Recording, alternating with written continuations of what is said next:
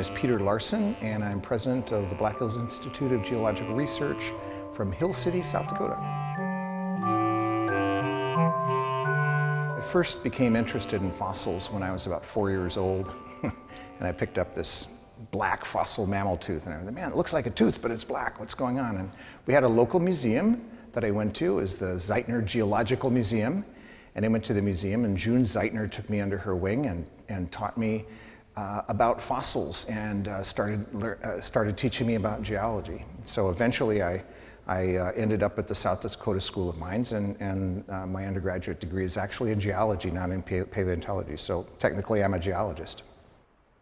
Geology and paleontology are so fascinating to me because it really is a way to go back in time, to really understand how life came to be on this planet, and to understand the importance of life, to understand the web of life. I mean, it all begins with geology, with understanding the earth and how it works.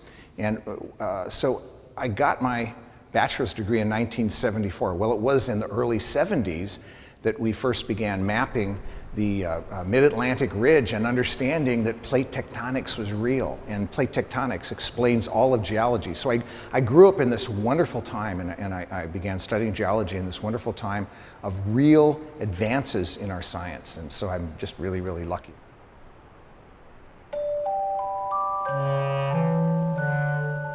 Dinosaurs are really important, especially for kids, and to kind of grab them. They look at this, something like Tyrannosaurus rex, and it was a monster. I mean, a real, live monster. This was something that actually existed. But it's a safe monster because they're all dead. Things like Tyrannosaurus rex and dinosaurs in general get kids asking questions about science. They really start thinking in a scientific way. Well, here's something that was alive. Clearly it was a living organism. But it's dead now, so they think about extinction. They also think about time. You know, if you can hold a trilobite in your hands and you realize that evolution is real, these animals are no longer on this planet. In fact, everything that was alive at that time, there's something, very, very few forms that come even close to the things we have today. What do I dream about digging out? So part of my research has been trying to understand if this dinosaur Nanotyrannosalensis is really a juvenile T-Rex. And so I've had big arguments with some of my colleagues. So we've never found what I think is a true juvenile Tyrannosaurus rex. So that's what I want to find, is a juvenile, maybe one that I could hold in my arms, the whole dinosaur.